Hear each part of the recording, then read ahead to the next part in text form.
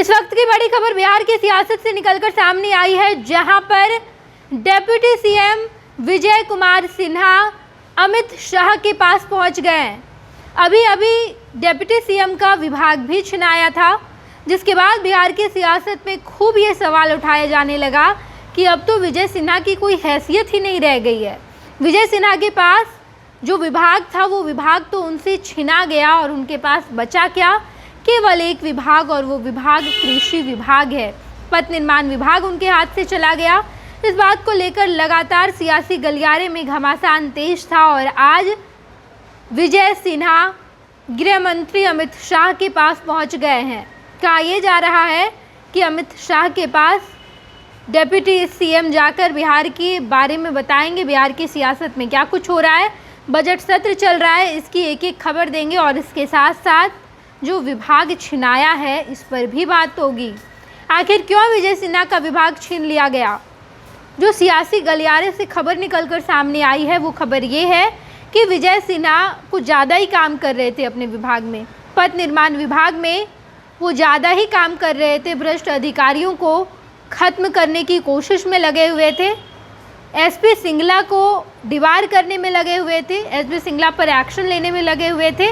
और यही बात कुछ बड़े मंत्री बीजेपी में जिसकी पकड़ काफ़ी ज़्यादा है उन मंत्रियों को और इसके अलावा जितने अधिकारी हैं उनकी नज़र में खटकने लगे थे डेप्यूटी सीएम।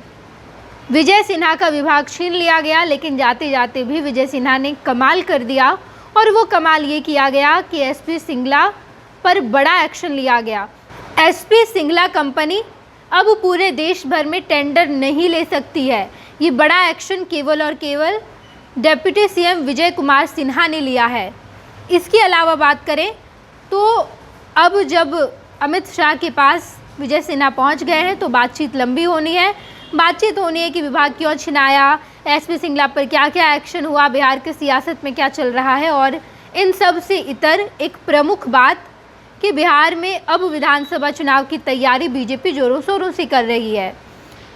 मनोहर लाल खट्टर आए, जहां पर दिलीप जायसवाल को बिहार प्रदेश का अध्यक्ष एक बार फिर से चुना गया।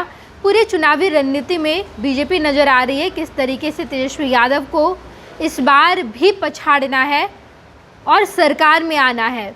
इसी जद्दोजहद में बीजेपी लगी है। आरजेडी ये कोशिश कर रही है कि इस बार एनडीए को हटाकर खुद सत्ता में बैठे महागठबंधन की सरकार बने। नीतीश कुमार तो ज्यों का त्यों हैं, नीतीश कुमार भी कोशिश कर रहे हैं कि बने रहें, अभी और 5 साल 10 साल बने रहे मुख्यमंत्री के पद पर। लेकिन इन सब के बीच जब डेप्यूटी सीएम विजय कुमार सिन्हा का विभाग छिना गया है तो अब वो पहुंचे हैं अमित शाह के पास, गृह मंत्री अमित शाह, जो कि बिहार की रणनीति तय करेंगे।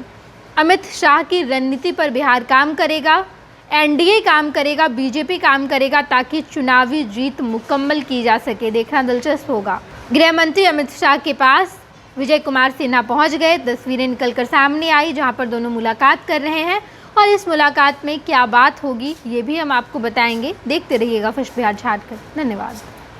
पनोरमा ग्रुप, जो सोचता है वो करता है, आपके अपने सपनों का आशियाना।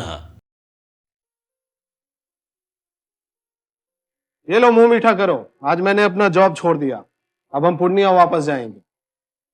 जॉब छोड़ दिया है? मतलब ये घर कैसे चलेगा? हम करेंगे क्या? और माँ बाबूजी क्या बोलेंगे? इसलिए मैं एक और मिठाई का डब्बा लाया। अपने बिजनेस के लिए लोन अप्रूव हो गया। अरे लोन अप्रूव हो गया वो तो ठीक है, लेकिन पूर्णिया में हम रहेंगे कहाँ? अपना घर भी तो नहीं है वहाँ। इसलिए तो एक और मिठाई का डब्बा अलग से लाया हूँ। हमने पूर्णिया में घर ले लिया है, पूर्णिया के ई होम्स पैनोरमा में।